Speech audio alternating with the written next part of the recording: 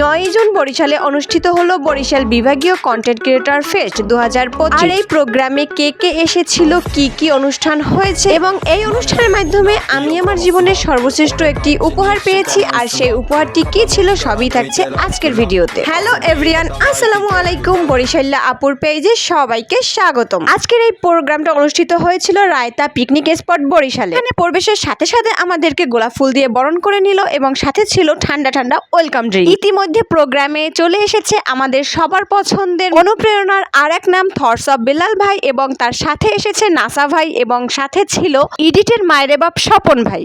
এছাড়াও ছিল সাদ্দামাল, রোমান ভাই, ন্যা ভাই, বিনোদন ভাই সহ বরিশালের ছোট বড় অসংখ্য কন্টেন্ট ক্রিয়েটররা।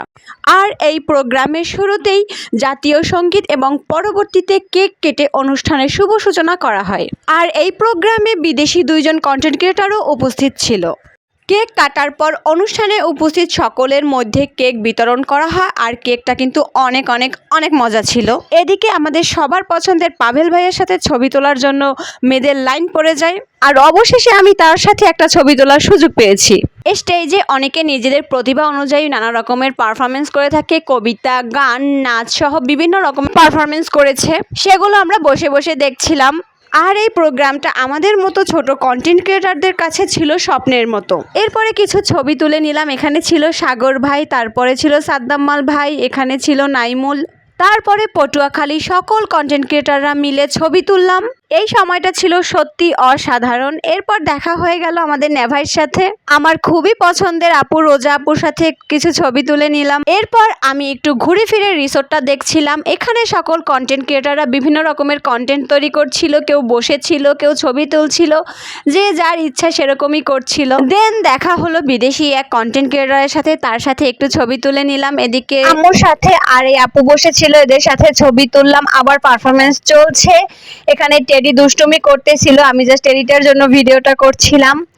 দেন সন্ধ্যা হয়ে গেল। সন্ধ্যার পরে এখানে আরো নাচ গান হচ্ছিল এবং আমি কিছু ছবি তুলে নিলাম। ইয়ানা নাচছিল, একটু আগে দেখলেন। আর এই ভাইয়াটার পারফরমেন্স ছিল অসাধারণ। পরে আবারও একটু নাচ গান হলো, এই ভাইয়াটা খুব সুন্দর নাচছিল। এরপর আমাদের সবার পছন্দের থটস অফ বেলাল ভাইকে মঞ্চে ডাকা হলো, আর আমরা তার সুন্দর বক্তব্য শুনছিলাম বসে বসে। কিছুক্ষণ পরেই পিছন থেকে ঝগড়ার মতো একটা আওয়াজ পেলাম এবং সেখানে গিয়ে দেখছি না, এখানে ঝগড়া না, এখানে এরা কন্টেন্ট বানাচ্ছে। এরপরে অ্যাওয়ার্ড অনুষ্ঠান শুরু হয়ে গেল এবং একে একে সবাইকে অ্যাওয়ার্ড দেওয়ার জন্য ডাকা হচ্ছিল।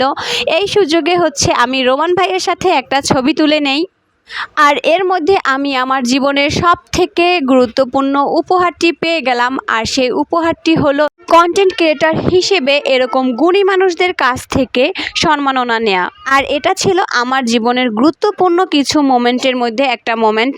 আমি অ্যাওয়ার্ড নিয়েছিলাম রোমান ভাই, আলমাজ ভাই আর সাগর ভাইয়ের কাছ থেকে। এরপর অ্যাওয়ার্ড নিয়ে সাদ্দাম ভাইয়ের সাথে একটু ছবি তুলে নিলাম।